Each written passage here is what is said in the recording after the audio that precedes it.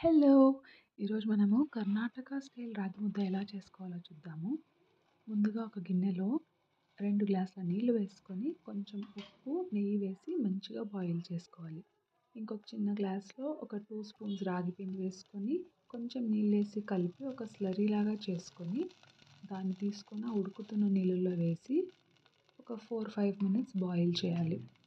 దాని తర్వాత మనం నీళ్ళు తీసుకున్న కొలత ఏదైతే ఉందో అదే గ్లాస్‌తో ఒక ఫుల్ గ్లాస్ రాగి పిండి తీసుకోవాలి. నేను కొంచెం తక్కువ తీసుకున్నా.